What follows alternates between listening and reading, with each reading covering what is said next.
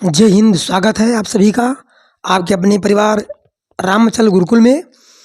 मैं हूँ रामचल सर और आज की क्लास हिंदी पेडागोजी के प्रश्नों के साथ। इसकी पिछले वीडियो में हमने 13 प्रश्न तक सॉल्व कर लिया था, उसी की आगे आज कंटिन्यू होने जा रही है। और आप लोग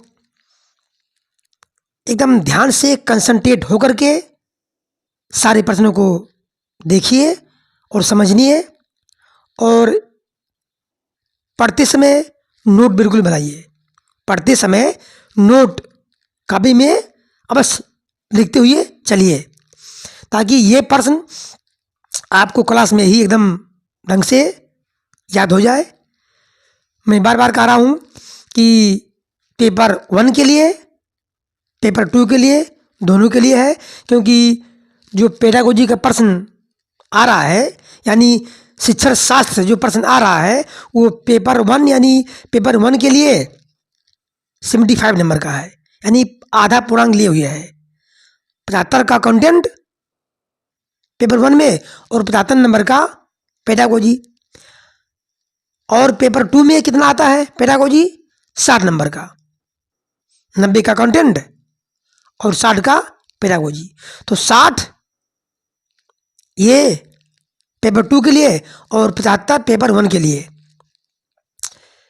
यूँ समझिए ये क्वालिफाई करने में, सीटेट को क्रैक करने में एक आम भूमिका का काम कर रहा है।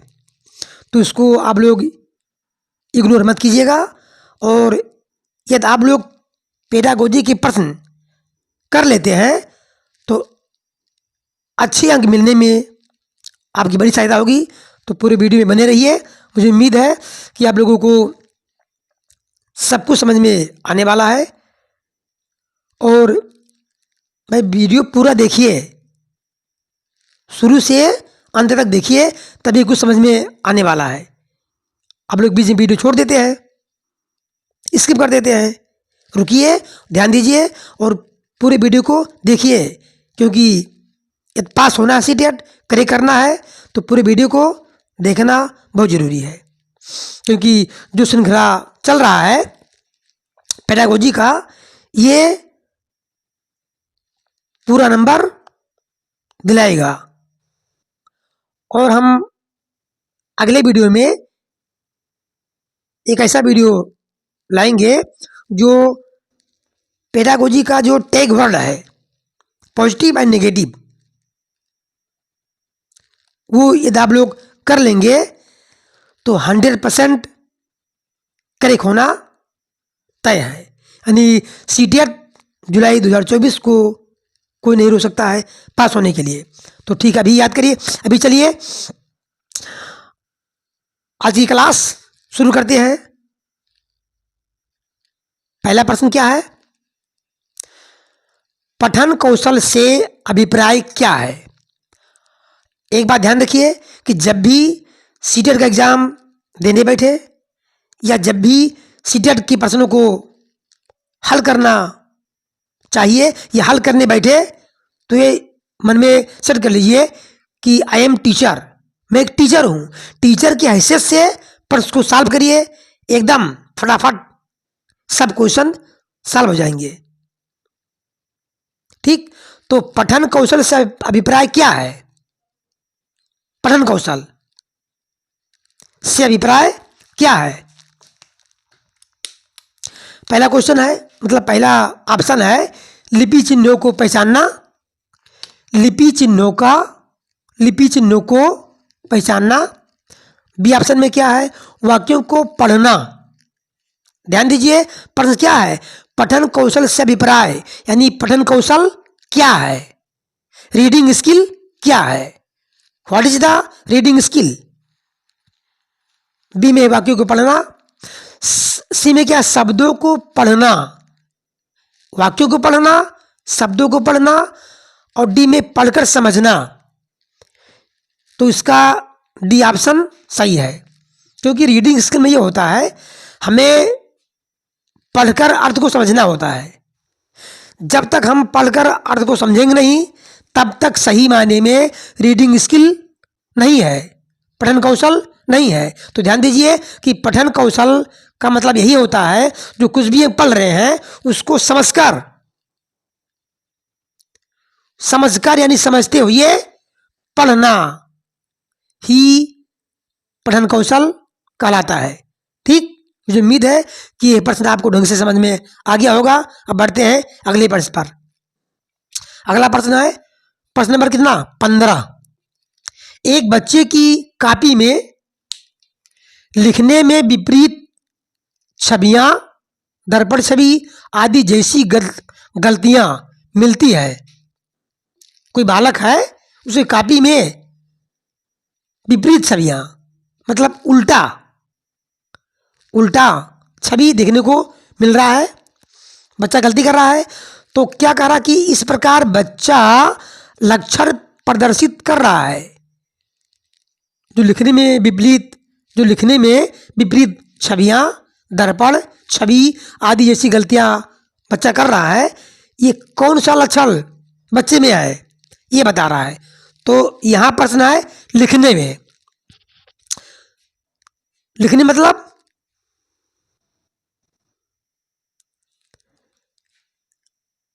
अधिगम्य असुविधा। ऑप्शन ए में क्या है, अधिगम्य असुविधा। बी में है अधिगम्य आसक्तिता, अधिगम्य कठिनाई और अधिगम्य समस्या।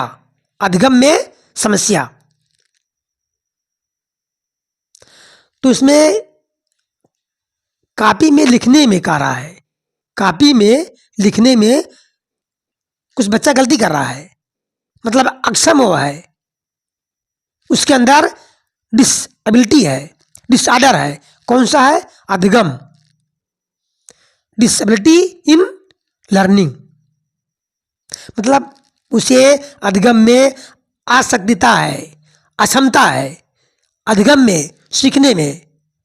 तो आपका 15 का बी ऑप्शन सही। ठीक, समझ में आ गया एकदम पक्का। चलिए ठीक है। प्रश्न नंबर 16 क्या है, 8वीं कक्षा में, अब देखिए भाई पेपर 1 भी है, पेपर 2 भी है। पेपर 1 के लिए 75 नंबर यानी 75 नंबर ये तैयार हो रहा है, और पेपर 2 के लिए 60 नंबर का ये पेडागोजी तैयार हो रहा है। एकदम पक्का तैयार हो जाएगा, बशर्ते आप पूरे वीडियो में बने रहिए, बीच में स्किप करके मत जाइएगा। ठीक, तो 8वीं कक्षा में पढ़ने वाला आदित्य एक बालक है। आदित्य ये 8वीं कक्षा में है। कागज पर लिखते समय बाएं हाशियों को बढ़ाता चलता है, ये प्रमुख लक्षण है। यहां दे रहा है लिखते समय मतलब स्पष्ट है, लिखते समय कोई गलती कर रहा है, बाएं हाशियों को बढ़ाता चलता है। तो इसमें क्या है, देखिए भाषा में पिछड़ेपन का ये कोई बात नहीं है। डिसलेक्सिया ये होता है पठन विकार, डिसलेक्सिया होता है पठन में अक्षमता, पढ़ने में कोई त्रुटि बच्चा कर रहा है तो ये होगा डिसलेक्सिया यानी पठन विकार।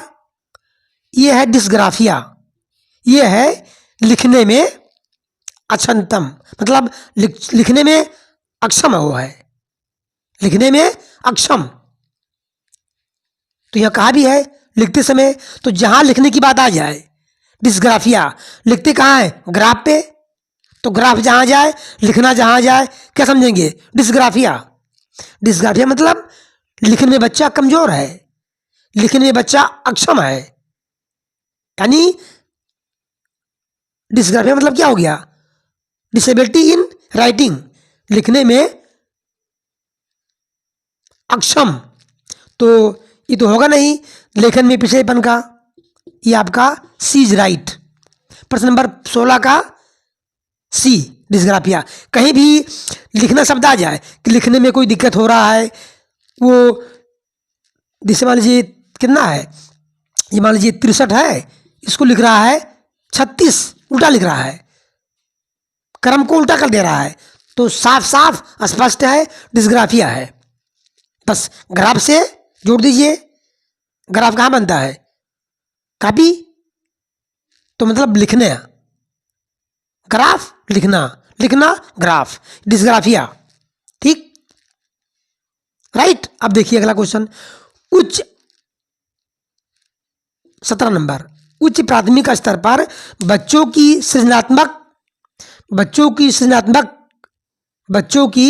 सृजनात्मक अभिव्यक्ति की दृष्टि से कौन सा प्रश्न सर्वाधिक प्रभावी है? इसमें कहा गया है सृजनात्मक अभिव्यक्ति। अभिव्यक्ति कहाँ होता है? अपनी बात को किसी के सामने रखना, अपनी अंदर की बात को, अपनी भाषा को, अपनी बात को किसी के सामने रखना, ये कहलाता है अभिव्यक्ति। ये कहाँ होगी? घर में बातचीत करके, घर में बातचीत करके। बातचीत कब होती है? दो व्यक्तियों में, दो से अधिक व्यक्तियों में बातचीत। तो लेखन खान पान में बदलाव को लेकर चिंतित क्यों है? ये नहीं होगा। घर में बातचीत करके घर में बनने वाले पकवानों के बनने की प्रक्रिया बताइए, मतलब बात होगी, बातचीत होगा। और बातचीत में क्या होगा? सृजनात्मक अभिव्यक्ति होगी। तो इसका बी ऑप्शन सही। खान पान के मामले में स्थानीयता का क्या अर्थ है? नहीं, कुछ इसका कोई नहीं मतलब है।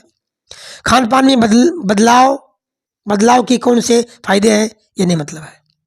इसका ऑप्शन बी सही है, क्योंकि बच्चों की सृजनात्मक व्यक्ति की दृष्टि से ये आपका घर में बातचीत करके घर में बनने वाले पकवानों के बारे बनने की प्रक्रिया बताइए, ये प्रश्न एकदम सुटेबल है, उपयुक्त है। तो 17 का बी करेक्ट। ठीक, अब देखिए लास्ट क्वेश्चन, प्रश्न नंबर 18। 18 में क्या है? किसके अंतर्गत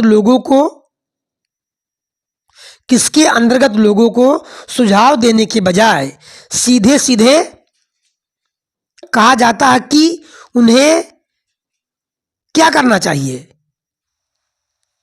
सीधे सीधे कहा जाता है, मतलब आदेश दिया जा रहा है। सुझाव देने के बजाय सीधे सीधे कहा जाता है कि उन्हें क्या करना चाहिए। मतलब पहला ऑप्शन क्या है? रचनात्मक।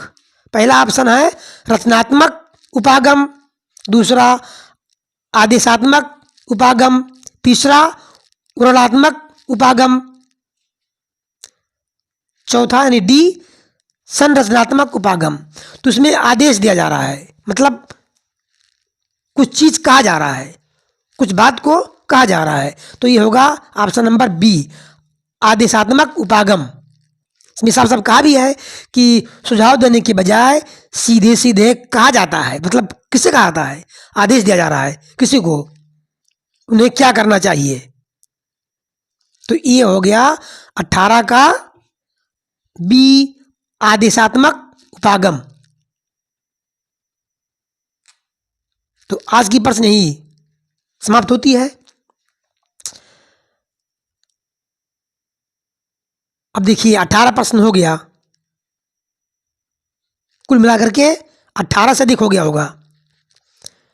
अब कम से कम 50 से 60 या 100 के आसपास इस पर हम प्रश्न कराएंगे, हिंदी पेडागोजी से लेकर के। आना कितना है? मात्र 15 पेपर 1 के लिए और 15 पेपर 2 के लिए 30। तो 30 नंबर पाने के लिए भाई कड़ी मेहनत की आवश्यकता है। 100 प्रश्न कराएंगे हम बारी बारी। जितना प्रश्न हम करा रहे हैं उतने प्रश्न को आप लोग नोट बना करके और याद कर लीजिए। याद कैसे करिए? समझते होइए, क्योंकि यही पेडागोजी के प्रश्न आपको सफलता दिलाएंगे। तो आज की प्रश्न समाप्त होती है। अब अगले वीडियो में हम कुछ ऐसे नए प्रश्न को लाएंगे। तब तक के लिए जय हिंद, जय भारत, वंदे मातरम, राधे राधे। आप लोग मेहनत करते रहिए, सफलता अवश्य मिलेगी। जय हिंद।